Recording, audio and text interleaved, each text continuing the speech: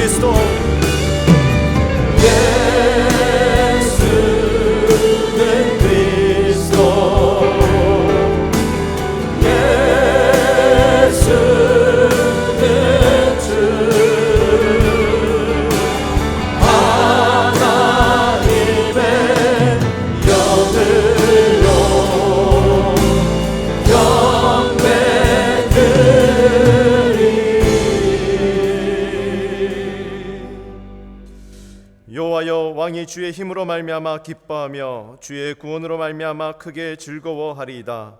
주의 구원이 그의 영광을 크게 하시고 존귀와 위엄을 그에게 입히시나이다. 여호와여 주의 능력으로 높임을 받으소서. 우리가 주의 권능을 노래하고 찬송하게 하소서. 전능하신 하나님 아버지, 주님의 그 은혜를 감사합니다. 7월 첫째 주 귀한 주일을 맞이하여 각 초소에서 하나님을 바라보며 나온 귀한 한 영혼 한 영혼을 주님 은혜 가운데 더하여 주시고 그 예배 자리, 그 예배 초소가 주님의 임재가 가득 찬 예배 자리가 될 수 있도록 성령 하나님 주장하여 주시옵소서. 우리의 마음을 다하여 정성을 다하여 전능하신 하나님, 영광의 우리 주 하나님만을 바라보며 찬양하며 나아가오니 우리의 예배가 신령과 진정한 예배가 되게 하시고 마음을 드리는 산 예배가 되게 하여 주셔서 하나님 받으시기에 합당한, 하나님의 받으시기에 귀한 향기가 되는 예배가 되도록 주님 인도하여 주시옵소서. 감사드리며 예수님 이름으로 기도드리옵나이다. 아멘.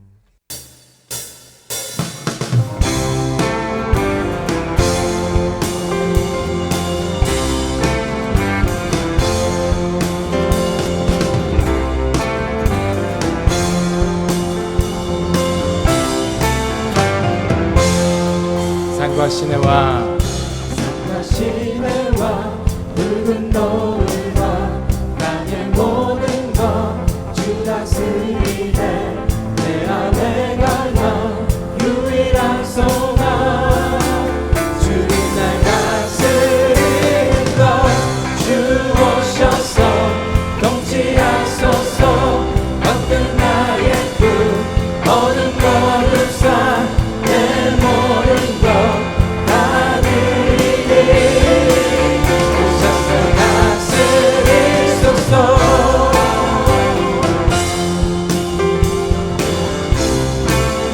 생각을 넘어 모든 말보다 나의 생활이 말하게 하소서. 세상 그 어떤 것보다 소중한 내 주님 날 이끄시는 주 오셔서 통치하소서. 얻은 나의 꿈 얻은 법을 쌓 내 모든 것 다 드리니 오셔서 다스리소서. 주 오셔서 통치하소서. 얻은 나의 꿈 얻은 것을 쌓 내 모든 것 다 드리니 오셔서 다스리소서. 주 오셔서 통치하소서. 얻은 나의 꿈 얻은 것을 쌓 다시 한번 나의 주님 오셔서 다스리소서. 오셔서 다스리소서.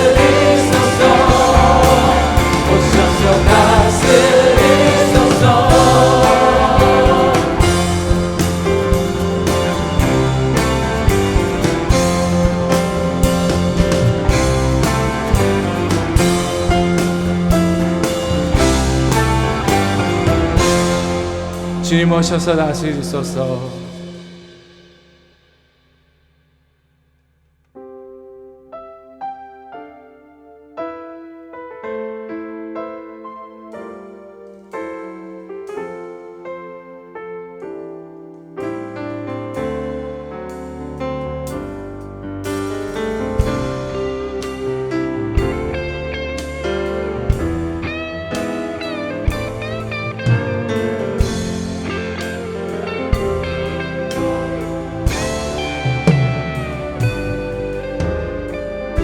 허무한 시절 지날 때 깊은 한숨 내쉴 때 그런 풍경 보시며 단식하는 분 있네.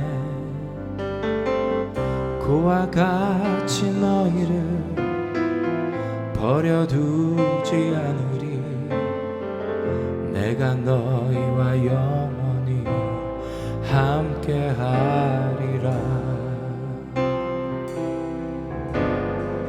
성령이 오셨네, 성령이 오셨네, 내 주에 보내신 성령이 오셨네. 우리 인생 가운데 친히 찾아오셔서 그 나라 꿈꾸게 하시네.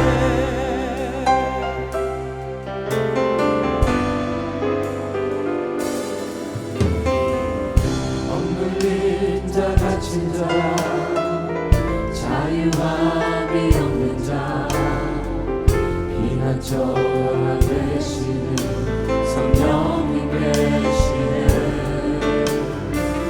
주의 영이 계신 곳에 잠자유가 있다네. 진리의 영이신 성령이 오셨네. 성령이 오셨네, 성령이 오셨네, 내 주에 보내신 성령이 오셨네. 우리 인생 가운데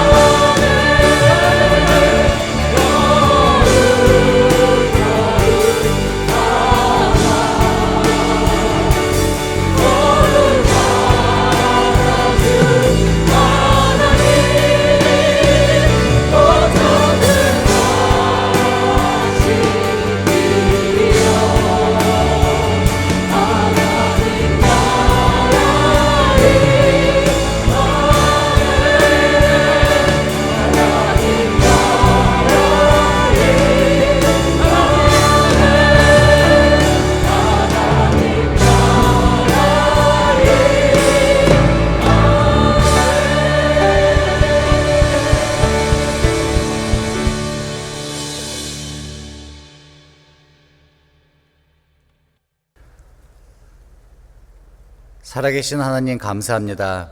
복된 주일을 허락하시고 하나님의 은혜로 현장 예배와 온라인 예배를 통하여 하나님을 전심으로 다하여 찬양하며 예배할 수 있도록 인도하심을 감사합니다.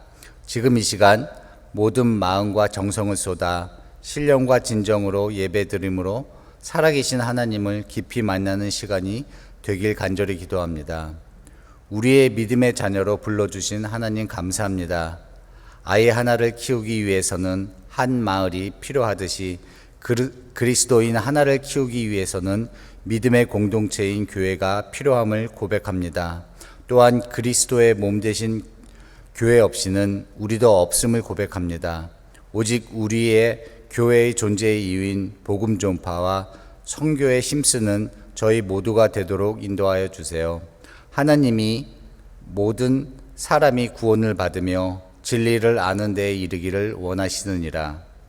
코로나 바이러스로 인하여 여름 단기 선교가 막혔지만 우리 교회에서 무료 선교를 허락하심을 감사합니다. 성도님들이 열방을 향하여 아파하시는 주님의 마음을 알게 하시고 주님의 시선이 머무는 그 자리에 저희의 시선도 향하기를 원합니다. 주님의 눈으로 열방의 눈물과 고통, 영혼을 바라보고 기도하게 하시고 물질로서 선교에 참여하는 저희 모두가 되길 원합니다. 코비드-19을 통하여 하나님께서 말씀하시고 일하고 계심을 믿습니다. 저희의 걱정과 염려와 두려움으로 인하여 저희의 영이 하나님께로부터 멀어지지 않게 하시고 저희의 긍휼을 여겨주셔서 오직 하나님만 바라볼 때 주님의 인자하심으로 능력을 베푸사 오직 주님만이 주시는 위로와 은혜와 평강을 경험할 수 있도록 인도하여 주세요. 지금 드려지는 온라인 예배와 뉴송 워십을 통하여 하나님을 전심을 다하여 찬양하며 예배합니다. 편한 예배가 아닌 진정과 신령으로 드리는 예배가 되길 원합니다. 살아계신 하나님을 만나고 죄에서 돌이키는 시간이 되길 원합니다. 오직 주님만이 홀로 영광 받아주세요. 하나님의 말씀을 전하시는 박성근 담임 목사님을 축복합니다. 영과 육을 강건케 하시고 성령으로 기름 부어 주셔서 진리의 말씀을 전하실 때 하나님의 능력으로 나타나게 하시고 하나님의 비전을 잘 감당할 수 있도록 지치지 않도록 새 힘을 계속 공급해 주시기를 기도합니다. 지존하신 하나님께 모든 영광과 존귀를 드립니다. 살아계신 예수 그리스도 이름으로 기도합니다. 아멘.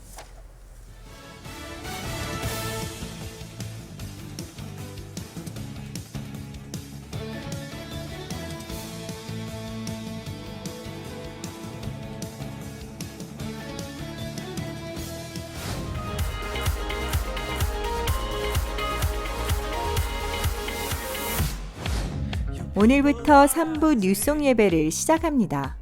주일 현장에서 감격적인 찬양과 함께 예배의 영광을 경험하시기 바랍니다. 예배를 사모하는 모든 성도님들의 참여를 부탁드립니다. 코로나 사태로 지친 우리의 영혼이 회복되는 놀라운 시간이 될 것입니다.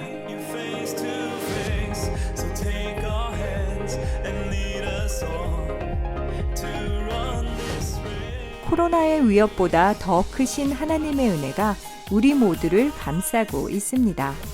하나님께서 회복하시는 그날까지 기도의 끈을 놓지 마시고 함께 격려하며 깨어 기도로 동참해 주시기 바랍니다.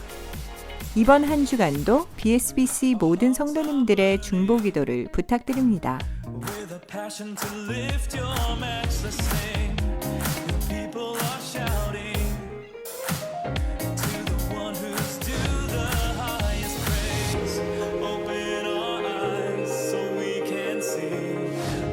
(7월은) 무릎 선교의 달입니다.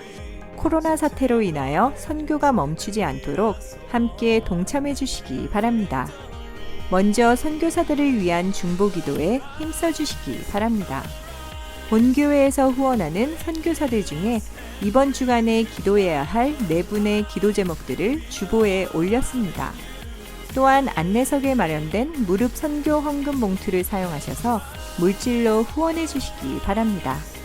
어려운 상황 가운데 드리는 성도님들의 귀한 헌신을 통해서 하나님의 나라가 확장될 것입니다. 새누리교회 성도 여러분, 안녕하세요. 그동안 많은 기도와 사랑에 감사드립니다. 바이블 타임을 통해서 큐티 사역과 성경 읽기 소그룹 모임을 계속 진행해 왔습니다.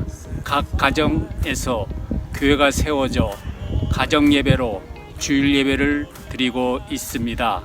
모두들 건강하시고 주 안에서 사랑하고 축복합니다. 감사합니다.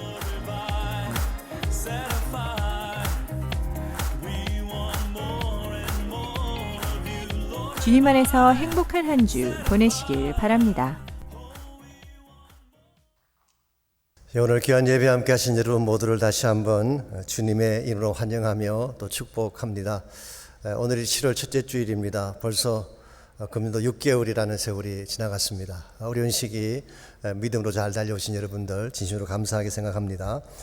7월 한 달은 광고에서 보신 것처럼 무릎 선교의 달입니다. 그래서 주보에 보시면은 이번 주간 기도해야 될 네 분의 선교사님과 그 기도 제목이 나와 있습니다. 그래서 우리가 오늘도 기도하겠지만 또 새벽 기도회 때나 여러분 개인 기도하실 때 양우리마다 기도 모임 때마다 기도해 주시고 또 선교를 위한 그런 헌신의 시간 가져주시기를 바랍니다.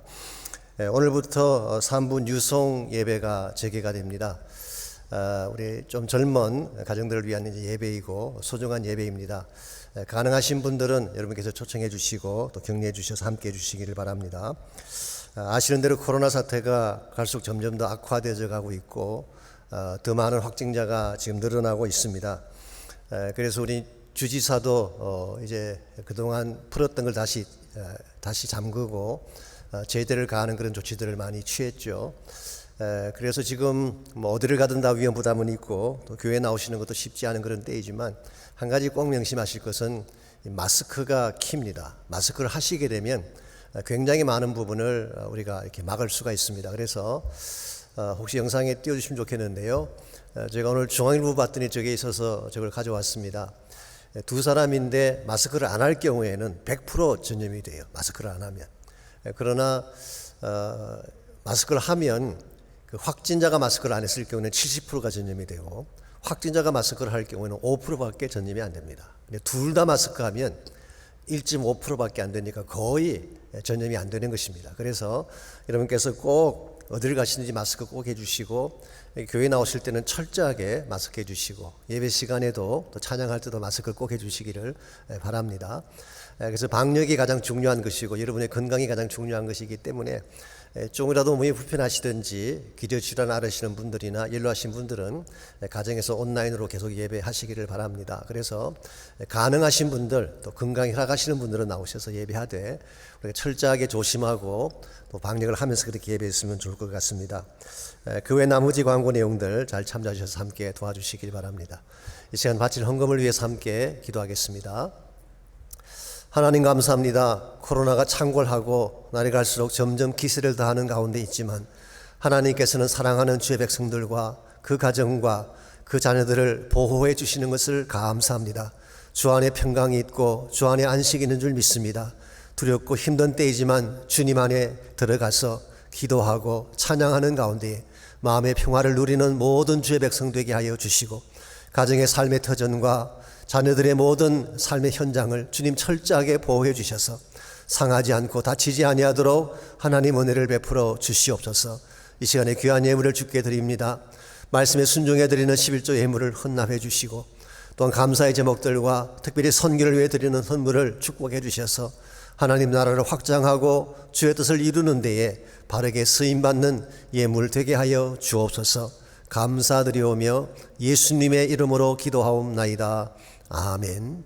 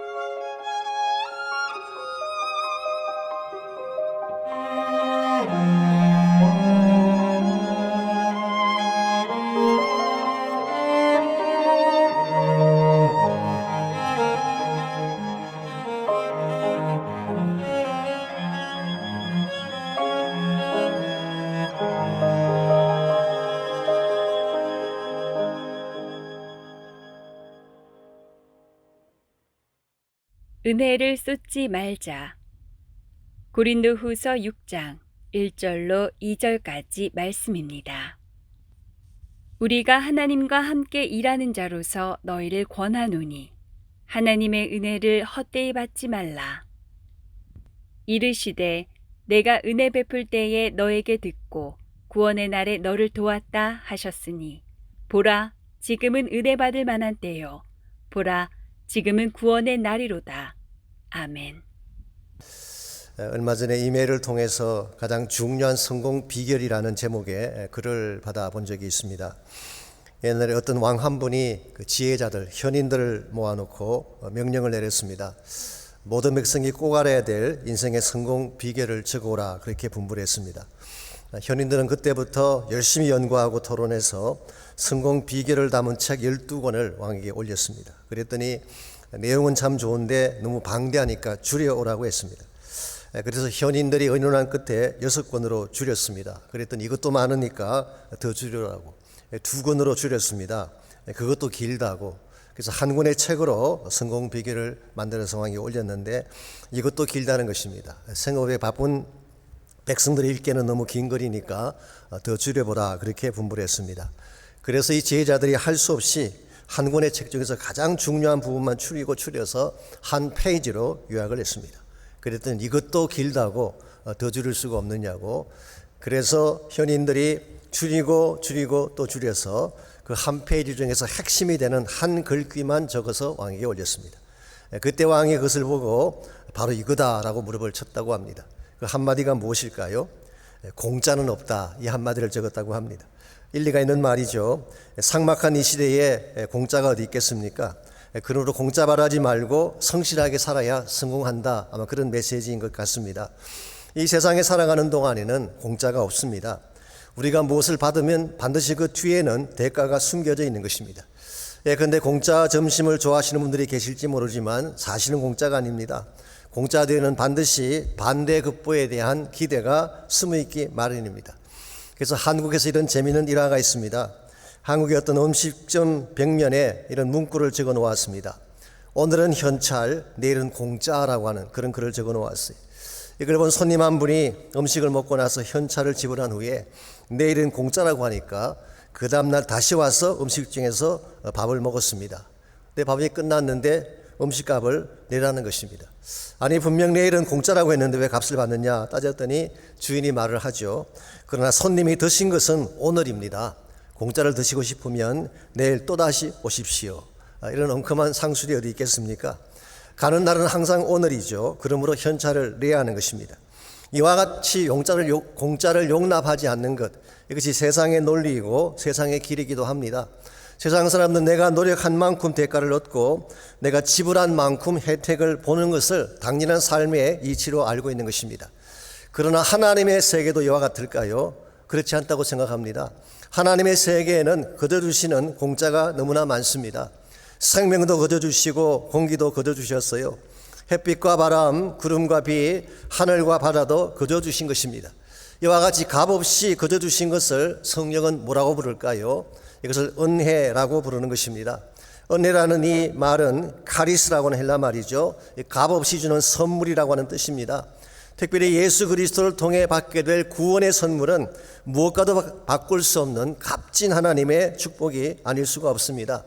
그럼에도 불구하고 이 은혜를 잘 인식하지 못하고 살아가는 경우가 많습니다. 자신의 노력이나 자신의 힘만으로 인생을 산다고 착각하는 사람들이 많이 있죠.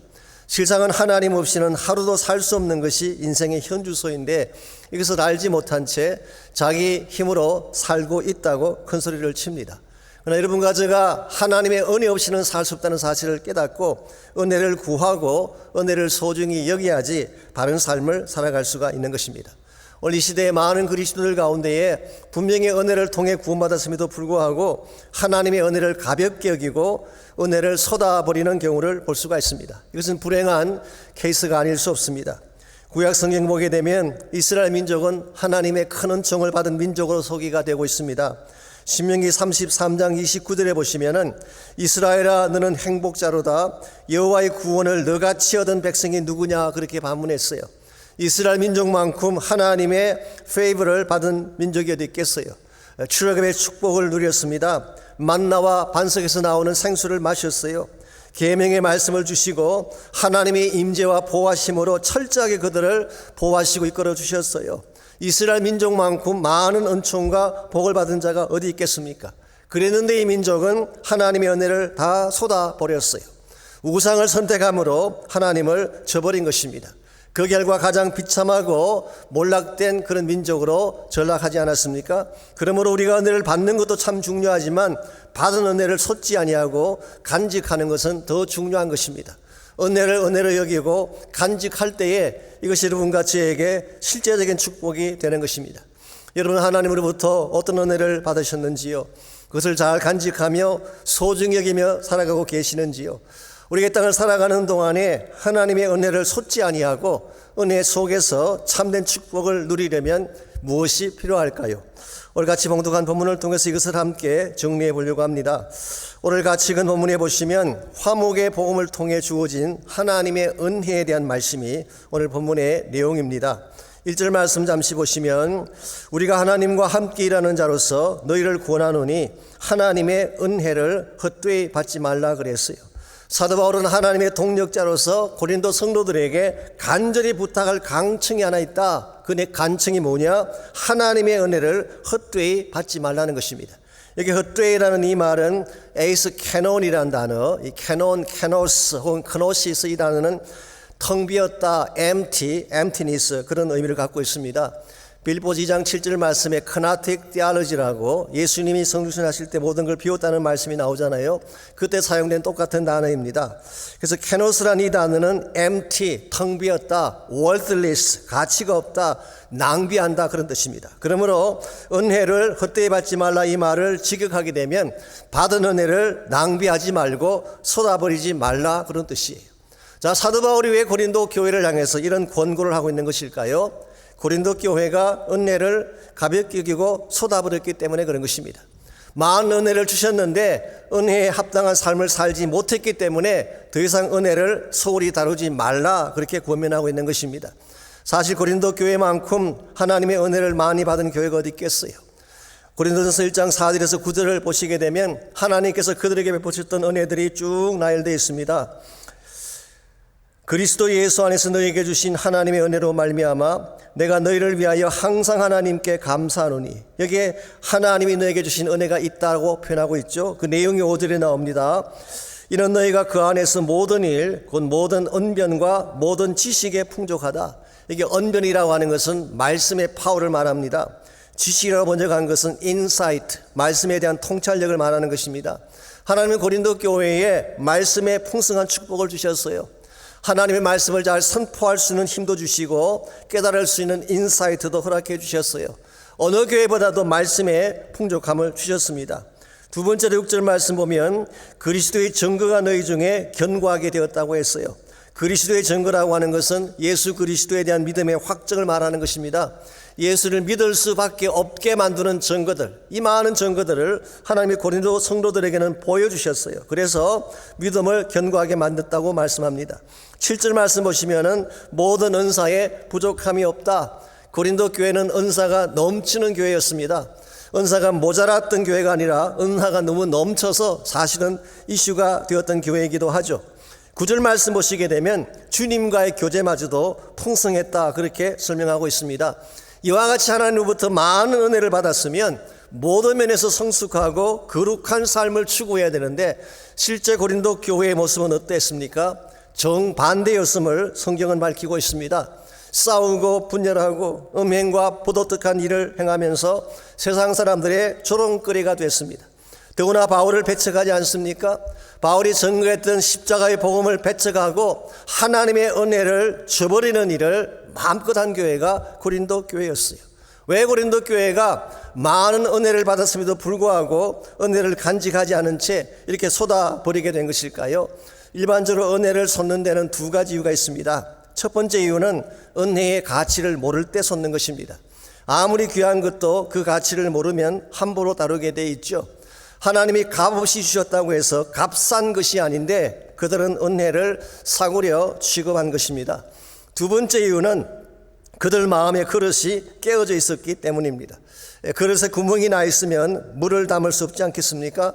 은혜도 마찬가지입니다. 마음의 그릇이 깨어져 있으면 아무리 은혜를 담아도 다 솟고 마는 것입니다. 이것이 maybe 고린도 교회가 성장하지 못하고 건강하지 못하고 다투었던 이유인지도 모르겠습니다. 우리의 삶도 마찬가지입니다. 하나님이 많은 큰 축복 은혜를 베풀어 주셔도 우리 마음에 금이가 있으면, 마음에 구멍이 생기면 은혜를 담을 수가 없는 것입니다. 제가 BSBC 라이프 강의할 때마다 항상 소개해드리는 예화가 하나 있죠. 사실은 이 예화는 빌리 행스라고 하는 제자 훈련 사역자가 소개했던 예화입니다. 여러분에게는 익숙하지 않지만 빌리 행스라는 분, 우리 한국 교회에 많은 영향을 끼쳤어요. 한국의 목사님 한 분이 그분에게서 영향받고 한국에 돌아가셔서 제자 훈련 사역을 시작하기도 하셨죠. 그래서 Becoming a Disciple Maker라고 하는 사역을 하신 귀한 분이신데요. 이분이 그치한 삶에 대해 설명하면서 이런 비유를 이야기하셨어요. 목이 몹시 마른 농부 한 분이 우물가로 가서 두레박을 던져서 물을 길러 올렸습니다.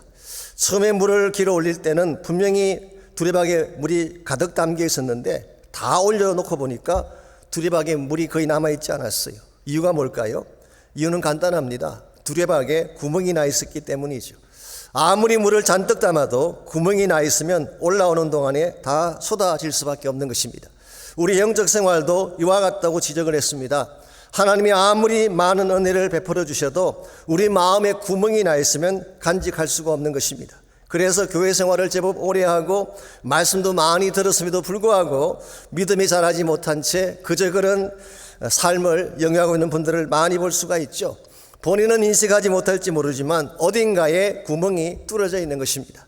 그러므로 여러분과 제가 정말 하나님의 은혜 안에서 진정한 성장과 축복의 삶을 이루기를 원한다면 우리 마음속에 깨어진 부분이 없는지를 점검해야 돼요. 우리 마음에 구멍이 나 있든지 하나님의 은혜를 가로막는 요소가 있다면 이것을 먼저 처리하고 나야지 하나님의 은혜를 제대로 받고 누릴 수가 있는 것입니다. 하나님은 여러분과 제 삶 속에 많은 축복 은혜를 준비해 주셨습니다마는 이것을 솟지 않으려면 내 마음속에 있어서는 안 될 몇 가지 요소들을 제거해야 돼요. 오늘 본문의 말씀 전체를 보게 되면 하나님의 은혜를 솟게 만드는 세 가지 마음의 케이스가 소개되어 있습니다. 제가 먼저 간단하게 정리해드리면 첫 번째가 교만한 마음, arrogant mind. 이 교만한 마음은 은혜를 솟게 합니다.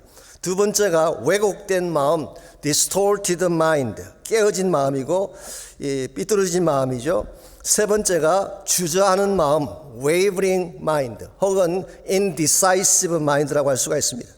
이와 같은 요소들이 우리 마음속에 있게 되면 아무리 하나님의 은혜를 부어주셔도 은혜를 간직할 수가 없는 것입니다. 그러므로 이런 마음의 요소들을 다 처리하고 하나님이 은혜를 부어주실 때에 은혜를 받을 수 있는 마음으로 만들어야지 여러분의 삶이 더 부유해지고 풍성해지는 것입니다. 그렇다면 우리가 하나님의 은혜를 솟지 않고 은혜를 잘 간직하려면 어떠한 마음이 필요할까요?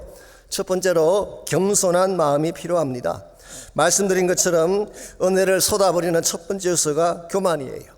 고린도 교회가 은혜를 그렇게 많이 받았음에도 불구하고 은혜를 쏟은 근본 이유는 그들의 마음이 높아졌기 때문에 그런 것입니다. 고린도전서 4장 7절과 8절을 잠깐 보시기 바랍니다. 그 말씀 보게 되면 고린도 교회 성도들이 가지고 있던 영적 상태가 잘 나타나 있어요. 7절 말씀, 누가 너를 남달리 구별하였느냐? 내게 있는 것 중에 받지 아니한 것이 무엇이냐?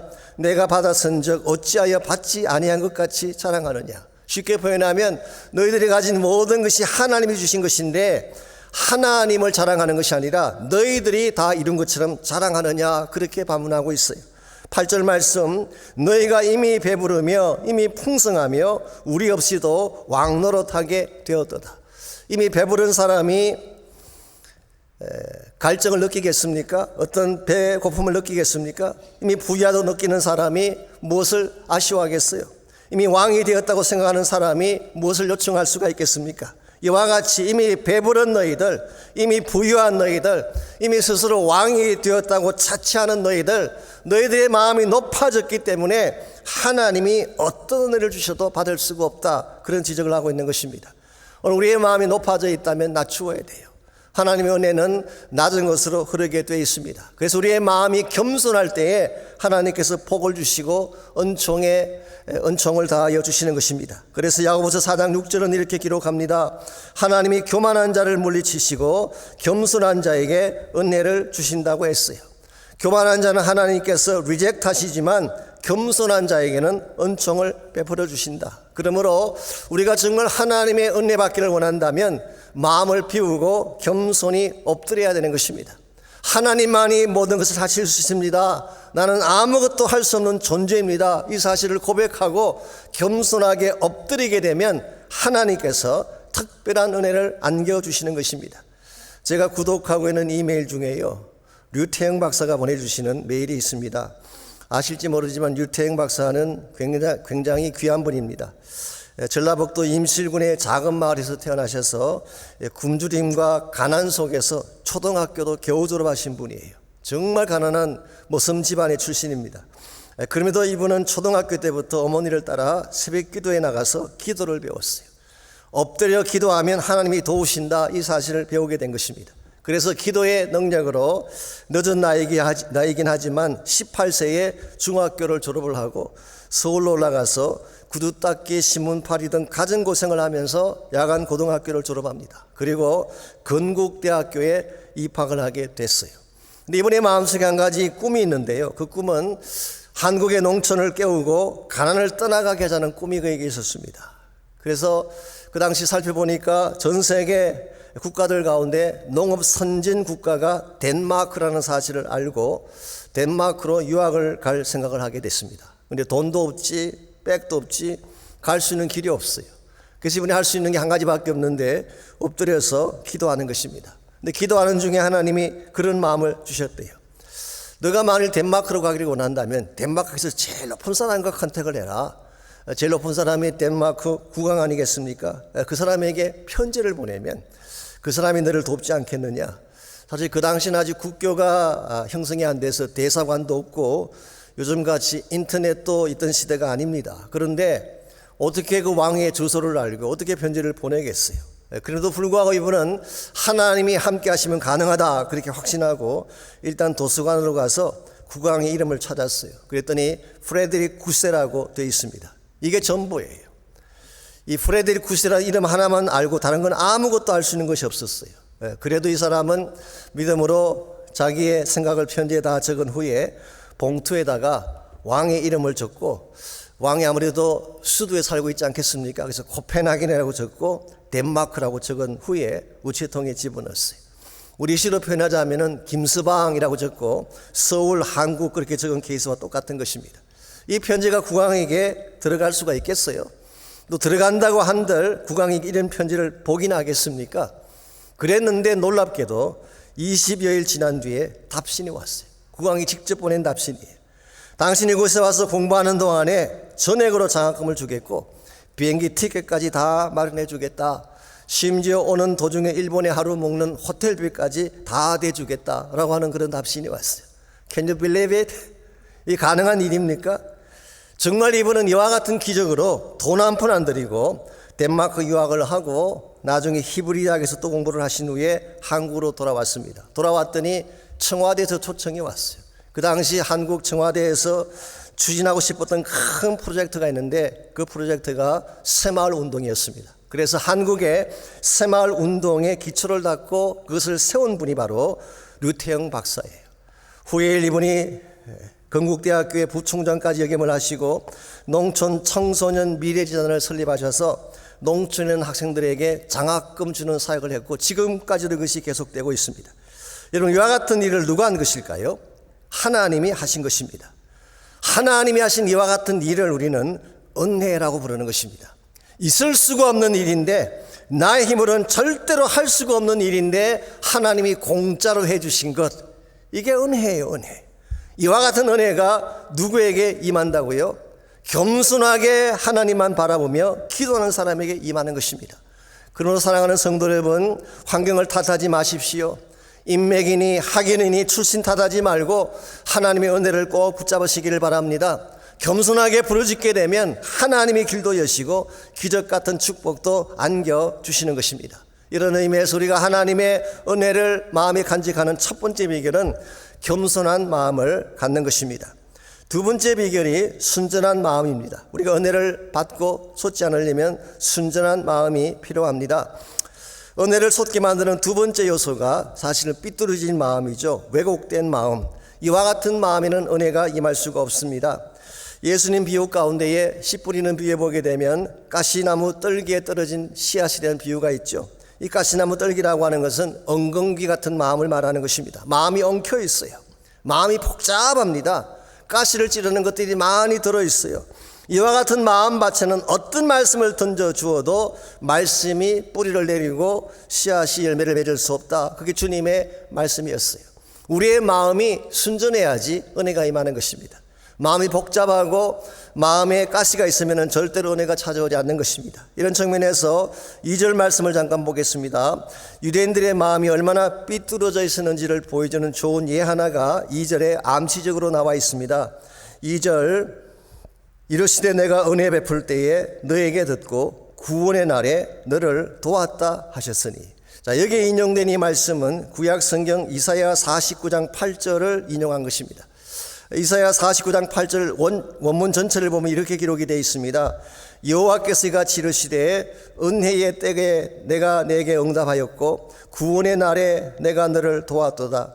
내가 장차 너를 보호하여 너를 백성의 언약으로 삼으며 나라를 일으켜 그들에게 그 황무하였던 땅을 기업으로 상속하게 하리라.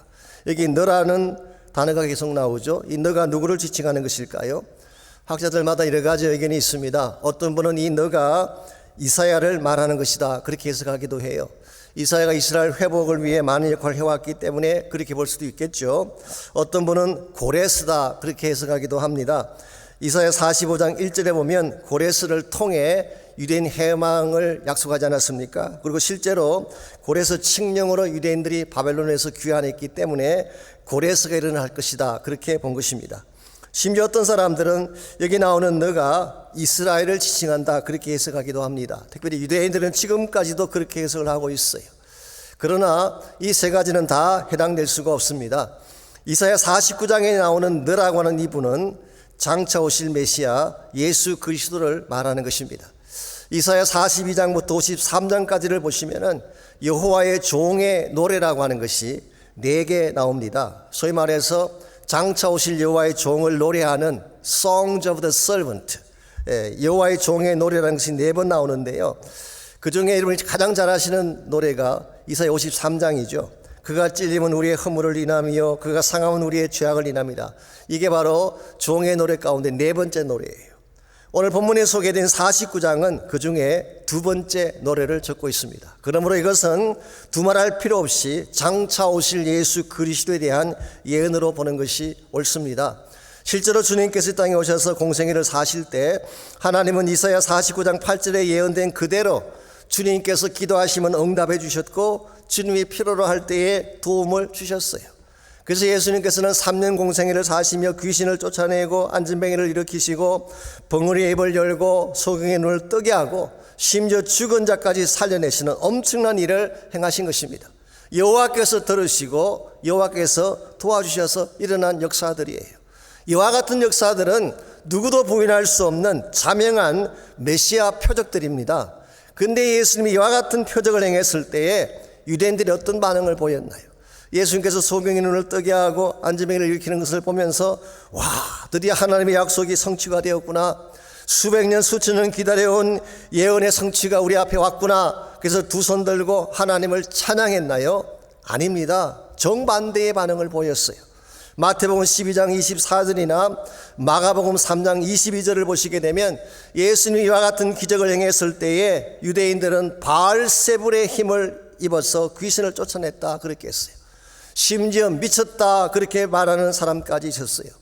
하나님께서 행하신 자명한 일을 하나님이 아니면 하실 수 없는 메시아 표적을 왜 귀신의 탓으로 돌리고 바알세불의 행한 일로 돌렸을까요? 그것은 유대인들의 마음이 삐뚤어졌기 때문에 그런 것입니다. 이런 마음이 삐뚤어지게 되면 아무리 귀한 것을 보여주어도 그걸 수용할 수가 없어요. 마음이 상하고 깨어져 있으면은 인간관계도 힘들게 되고 하나님과의 관계도 힘들게 되는 것입니다. 이와 같은 사람에게는 어떤 은혜를 주셔도 은혜로 받지 못합니다. 무엇을 주어도 행복할 수가 없어요. 어떤 약속을 해도 믿지 못합니다. 엉겅퀴처럼 마음이 꼬여 있기 때문에. 그러므로 우리의 마음에 이와 같은 엉겅퀴가 가득 차 있으면 우리는 하나님의 은혜를 받을 수도 없고 볼 수도 없는 것입니다. 그래서 내 마음 속에는 가시와 엉겅퀴를 다 제거해버리고 순전한 마음으로 돌아갈 때, 어린아이 같은 마음으로 돌아갈 때에 하나님이 그런 심령 가운데에 은혜를 베풀어 주시는 것입니다. 사실 교회에서도 가만히 보면요, 어떤 분이 은혜를 가장 많이 받는지 아십니까? 어린애 같은 마음으로 은혜를 사모하는 사람들이 은혜를 받아요. 뒷짐지고 앉아서 방목선을 제대로 하나 그러고 심사위원같이 평가하는 분들은 절대 못 받아요. 본인도 높으신데 무슨 말씀에 도전을 받을 수가 있겠어요.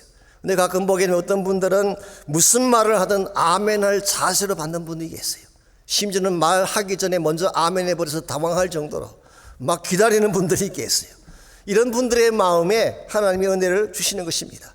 이런 분들의 마음 속에는 무엇을 심어주어도 다 속속들이 들어가게 돼 있고 그것이 열매를 맺게 되어 있는 것입니다. 사실 오늘날 우리의 행복을 빼앗아가는 것이요, 외부의 공격이나 불행한 사건 때문이 아닙니다. 내 마음 속에 어두운 것이 덮여 있으면 무엇을 해도 행복할 수가 없고 우울해지고 어두워지게 되는 것입니다. 미국의 대부흥사였던 D.L. 무디 선생이 오래전에 이와 같은 꿈 이야기를 한 적이 있습니다. 한 번은 꿈을 꾸는데 꿈은 보자기를 뒤집어 쓴 괴한이 나타나서 자신이 하는 일을 사사건건 방해를 했습니다. 기도를 하려고 하면 입을 벌리지 못하게 틀어막고, 말씀을 보려고 하면 눈을 막아서 보지 못하게 하고, 누구를 도와주려고 하면 손을 묶어서 그 일을 못하게 했어요. 한 번은 자기 부인에게 사랑한다고 말하려고 하는데 그 괴한이 말을 가로채서 저주를 퍼붓게 했어요. 너무나 화가 난 D.L. 무디가 너 도대체 누구냐? 그리고 검은 보자기를 벗겨 보았더니 놀랍게도 그것이 바로 자기 자신이었다고 합니다. 우리 인생의 가장 큰 복병이 누군지 아십니까? 나 자신이에요. 내 안에 있는 왜곡된 마음, 내 안에 있는 편견과 욕망의 마음, 내 마음속에는 선뿌리가 나의 인생을 불행하게 만드는 것입니다. 그러므로 우리 마음속에는 이 모든 것들을 다 제거하고 마음속에는 엉겅퀴와 가시돋친 마음들을 다 처리하고 순전한 믿음으로 주 앞에 나아갈 때에 하나님의 은혜를 베풀어 주시고 기적도 보여주시는 것입니다. 이전 여러분 마음 가운데 혹시라도 엉겅퀴 같은 마음이나 가시 같은 마음이 있다면 십자가 앞에 가지고 나가시기 바랍니다. 그걸 다 십자가 은혜 앞에 내려놓고 처리한 후에 퓨어한 마음으로 순전한 믿음으로 주를 바라보게 되면 하나님이 행하시는 일을 보게 돼요. 하나님의 큰 능력과 역사를 여러분의 소유로 삼게 되는 것입니다. 이와 같이 우리가 하나님의 은혜를 받고 은혜를 간직하려면 1차적으로는 마음이 낮아야 돼요. 이 교만한 마음을 버리고 마음을 낮출 때에 은혜가 주어지는 것입니다. 두 번째는 왜곡된 마음을 청산하고 순전한 마음으로 주를 바라볼 때에, 어린애 같은 마음으로 주를 바라보게 되면 하나님은 은혜를 준비하셨다가 우리에게 안겨주시는 것입니다. 이와 같은 두 가지 사실 외에 또 한 가지가 더 필요한데요, 그것은 결단하는 마음입니다. 하나님의 은혜가 정말 내 앞에 와 있다면, 중요한 것이 내 앞에 와 있다면 결단을 해야지 그것이 나의 소유가 되는 것입니다. 그래서 사실 오늘 많은 분들이 은혜를 받는 과정에 있어서 한 가지 장애 요소가 있다면 결단하지 못하는 마음, 주저하는 마음, 아까 말씀드린 indecisive mindset, 왔다 갔다 하는 마음이죠. 갈까 말까 할까 말까. 이것은 절대로 은혜를 받을 수가 없습니다. 그래서 2절 마지막 부분을 보시면은 바울은 이렇게 권면합니다. 보라, 지금은 은혜 받을 만한 때요, 보라, 지금은 구원의 날이로다. Now is the time of God's favor. Now is the day of salvation. 지금이 now라는 단어가 강조가 되고 있습니다. 은혜를 받는 것도 지금이고 구원을 받는 것도 지금이에요. 오스카 쿨만이라는 성경학자는 오늘 본문에 나오는 이 지금을 결단의 때라고 그렇게 표현했어요. Decision time, 결단하는 시간이다, 그렇게 해석을 했습니다. 물론 이것은 종말론적인 차원에서도 그런 해석이 가능하지만 개인적인 차원에도 여러분 인생 가운데 결단의 때가 꼭 필요한 것입니다. 우리 인생길에는 많은 시간들이 지나가죠. 근데 지나가는 시간들을 그냥 두면 흘러가는 세월에 불과한 것입니다. 우리가 70을 살았다, 80을 살았다고 하지만요, 세월만 흘려보냈다면 큰 의미가 없어요. 그런데 내가 결단을 하고 그 시간을 붙잡게 되면 그것이 은혜의 기회가 되고 축복의 기회가 되는 것입니다. 사실 우리 인생에서 누리는 대다수의 축복은 결단을 통해 주어지는 것입니다. 예수님 만난 것, 이런 마음의 결단을 할 때 만날 수 있는 거예요. 구원의 축복, 주님을 나의 구원자로 영접하고 디시전 메이킹을 할 때에 예수님이 내 인생의 구원자가 되는 것입니다. 만남의 축복도 결단해야 돼요. 여러분 배우자를 만나고 친구를 만날 때도 결단 없이는 만날 수가 없어요. 사랑하는 데도 결단이 필요합니다. 섬기는 데도 결단이 필요해요. 비전을 성취하는 데도 결단이 필요한 것입니다. 그래서 여러분께서 항상 여러분의 삶 가운데에 어떤 이슈가 나오고 어떤 어젠다가 주어졌을 때에 디시전 메이킹, 결단을 해야 되는데 우리가 결단해야 될 시기가 언제라고 말씀하고 있나요? 지금이라고 말하고 있습니다. Now is the time of salvation. 지금이 구원받을 만한 때다. 그러므로 여러분이 만일 예수님을 여러분의 구원자로 영접해야 된다면 지금 하셔야 돼요. 미루시면 안 돼요. 내일은 우리의 소유가 아니기 때문에 내일 하리라 라고 하는 것은 잘못된 생각인 것입니다. 사랑도 지금 해야 돼요. 용서도 지금 해야 됩니다. 지금 용서하지 않고 사랑하지 않게 되면 다시는 기회가 오지 않을 수도 있기 때문에 지금 사랑하고 지금 용서해야 돼요. 기도도 지금 해야 되고 선교나 봉사도 지금 해야 되는 것입니다. 그래야 하나님의 은혜를 우리 마음속에 누릴 수 있게 되고 후회하지 않는 인생을 살아갈 수가 있는 것입니다. 그리고 여러분이 한번 결단하셨으면 다시는 되돌아서지 않아야 돼요. 주를 향한 내 마음의 결심, 하나님의 뜻대로 살겠다고 결단했던 나의 마음은 되돌아서면 안 돼요. 끝까지 나아가야지 참된 축복의 열매가 주어지게 되는 것입니다. 1904년도에 영국의 웨일즈 지방에 대부흥 운동이 일어났습니다. 이반 라벌츠라고 하는 탄광촌의 한 가난한 청년과 그의 친구 몇 사람이 함께 모여 회개하는 기도를 시작하는 중에 Bend me, bend me, 나를 꺾어주십시오, 나를 꺾어주십시오, 이걸 외치며 회개하며 기도하는 중에 성령께서 강력하게 임재하시고 이것이 계기가 되어서 영국 전역에 영국 역사상 가장 큰 The Great Revival, 대부흥 운동이 시작이 됐어요. 수십만 명이 주님께로 돌아오고 술집이 문을 닫고 폭력이 멈추고 감옥이 폐쇄되고 온 지역이 복음의 물길로 뒤집히는 그런 일이 벌어졌습니다. 그때에 그 복음 집회에 참석했다가 은혜를 받은 한 청년이 인도 지역으로 건너가서 복음을 전하게 됩니다. 가로 힐즈라고 하는 인도의 동부에 있는 아삼 지역의 작은 마을로 들어갔습니다. 근데 그 마을의 원주민들은 난폭하기로 악명이 높은 그런 트라이브였습니다. 그러나 이 사람은 이들에게도 복음이 필요하다 그렇게 생각을 하고 온 마을을 다니며 복음을 전한 결과 그 마을 전체에서 딱 한 가정이 예수님을 영접하게 됐습니다.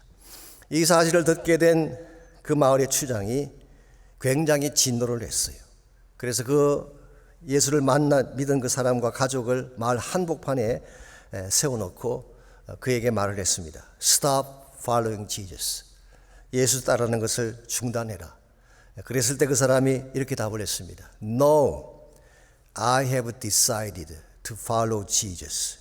I am not turning back. 나는 예수를 따르기로 결심을 했습니다. 다시는 돌아서지 않겠습니다. 이 말을 들은 추장이 화가 난 나머지 그의 아이들을 그가 보는 앞에서 다 죽였어요. 그리고 Stop following Jesus. 그때 그는 또 대답합니다. Do not go with me. 설사 아무도 나와 함께 가주지 않는다고 할지라도 Still I will follow. No turning back. 나는 여전히 예수를 따를 것입니다. 다시는 뒤돌아서지 않을 것입니다.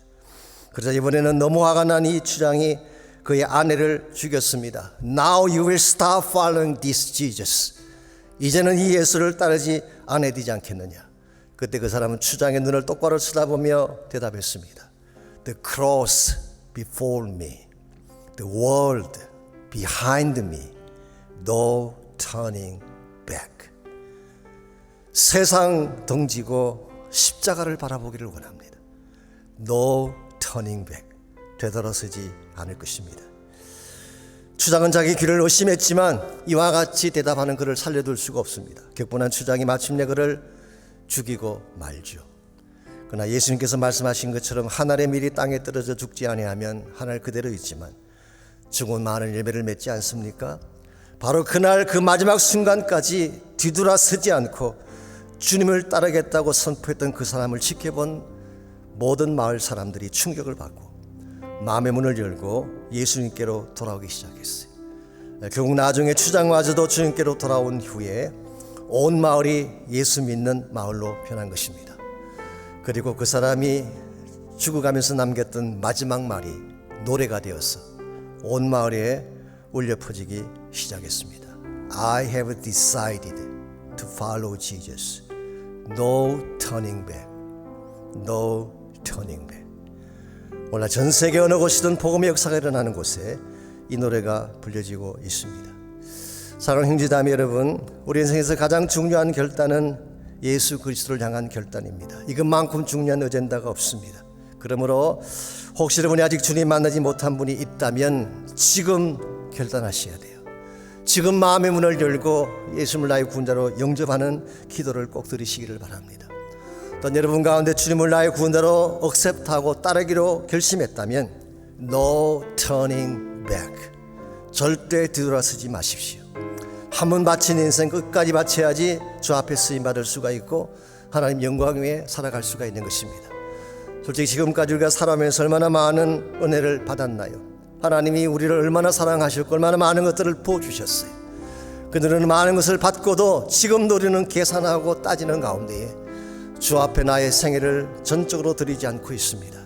여러분 가운데 만일 지금도 주저하고 있는 분이 있다면, 내 삶을 주님 앞에 커밋하지 못하고 주저하고 계시는 분이 혹시 있다면 이 시간 마음을 결단하고 주님께 여러분의 삶을 올려드리시기를 바랍니다. 주님, 내가 여기 있습니다.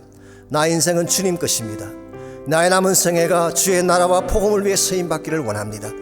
한번 결정한 주를 따르기로 한 결정, No turning back, No turning back. 이 고백과 함께 주님 앞에 나아가셔서 여러분 삶을 의탁하고 주의 은혜를 붙잡는 그런 시간이 있기를 바랍니다. 우리 시간 다 같이 한번 한 목소리로 함께 기도했으면 좋겠습니다. 여러분 가운데 주님을 만나야 될 분 계신다면 마음의 문을 열고 영접 기도를 꼭 하시기를 바랍니다. 혹시 온라인에서 예배 드리시는 분들, 가정이든 오피스든 어디에서 예배를 드리든지 여러분의 마음의 문을 열고 주님을 초청하기를 원하시는 분들은 구원 초청의 기도를 꼭 하시기를 바랍니다. 주님, 여러분 만나기 위해 여러분 마음 밖에 와서 녹하고 계세요. 마음의 문을 두드리고 계십니다. 문을 열기만 하면 그에게로 들어가 그로 더불어 먹고 그와 나로 더불어 먹고 마시라고 약속하신 그 하나님께서, 그 주님께서 여러분 인생의 주권자가 되시고 주인이 되실 줄 믿습니다. 또한 여러분 가운데에 주를 위해 삶을 결단하고 하나님 영광 위에 복음 위에 살기를 원하는 분이 혹시 있다면 이 시간 결단의 기도를 드리시기 바랍니다.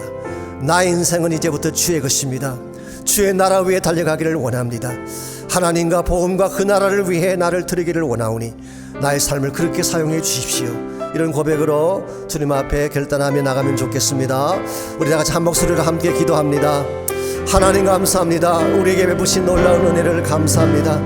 받을 자격이 되지 아니하고 하나님의 은총을 누릴 아무런 자격이 없는 우리지만 하나님의 무조건적인 사랑으로 조건 없이 우리를 택해 주시고 이와 같이 놀라운 은혜를 베풀어 주신 것을 감사합니다.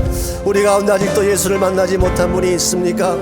주님께서는 그렇게 기다리고 계시는데 주를 향해 마음의 문을 열지 못한 자가 혹시 있다면 이 시간 성령께서 그 마음의 문을 열어주시고 예수를 나의 구원자로 영접하는 놀라운 역사가 하나님 있게 반드시 도와주시옵소서. 이 시간 우리의 삶을 주의 손에 의탁합니다. 나의 생애가 나의 것이 아니라 주의 것임을 고백합니다. 주의 영광 위에 살고 싶습니다. 주의 나라 복음 위에 드려지고 싶습니다. 이 시간 성령의 권세와 능력으로 나를 안수하시고 기름 부어주셔서 나의 남은 평생에 주의 나라 영광을 위해 살게 하시고 십자가 지고 세상 바라보지 아니하고 십자가 지고 주를 향해 담대하게 나아갈 수 있는 우리 모두가 되게 하여 주시옵소서. I have decided to follow Jesus. I have decided to follow Jesus. I have decided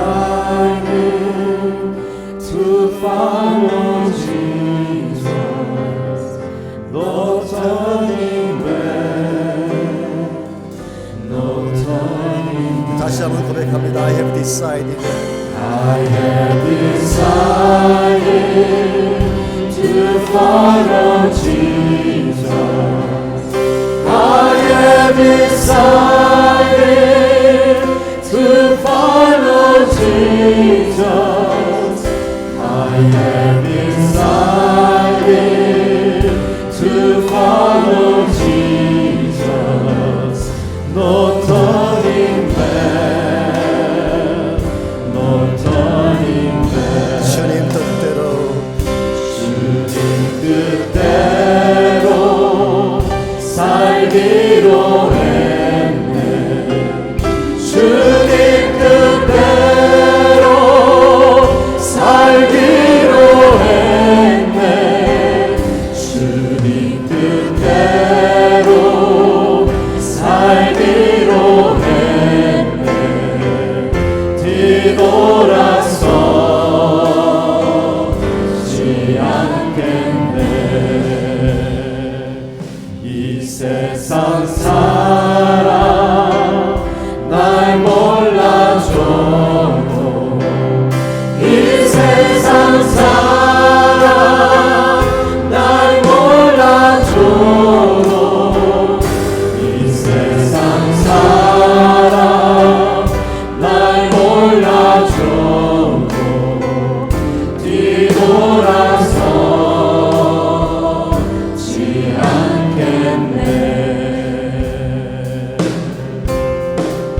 세상 등지고 십자가 보내. 세상 등지고 십자가 보내. 세상 등지고 십자가 보내. 뒤돌아서지 않겠네. 세상 등지고 세상 등지고 십자가 보내. 세상 등지고 십자가 보내. 세상 등지고 십자가 보내. 뒤돌아서지 않겠네. 어떠한 시련이 와도 수많은 유혹 속에도 신실하신 주님 약속만 붙들리라. 세상이 이해 못하고 우리를 조롱하여도 신실하신 주님 약속만 붙들리라. 어떠한 시련이 와도 수많은 유혹 속에도 신실하신 주님 약속만 붙들리라. 세상이 이해 못하고 우리를 조롱하여도 신실하신 주님 약속만 붙들리라. 돌아서지 않으리. 세상 등지고 세상 등지고 십자가 보내. 세상 등지고 십자가 보내. 세상 등지고 십자가 보내. 뒤돌아서지 않겠네. 하나님 감사합니다. 우리 같이 못난 자에게 말할 수 없는 은혜를 베풀어 주시고 예수 그리스도의 보배로운 피로 구속하셔서 하늘나라 백성이 되게 하시며 천국의 비전을 바라보게 하신 것을 감사합니다. 이 큰 은혜를 받았지만 은혜에 합당하게 살지 못했던 우리의 모습을 용서해 주시고 이제 이후로부터는 주의 나라 위에 주의 부르심 위에 은혜에 부끄럽지 않게 은혜에 합당하게 삶을 살아드려서 주의 영광이 되게 하시고 주의 나라를 이루는 데 쓰임받는 저희 모두가 되게 하여 주시옵소서. 이제는 우리 구주 예수 그리스도의 은혜와 하나님 아버지의 무한하신 사랑과 성령님의 충만한 임재하심이 이 시간 저 앞에 나와 예배하고 돌아가는 모든 사랑하는 주의 백성 한 분 한 분에게 그들의 가정과 삶의 터전과 자녀들과 자손들 위해 이제로부터 항상 함께하여 주시기를 살아계신 예수님의 이름으로 간절히 축원하옵나이다. 아멘.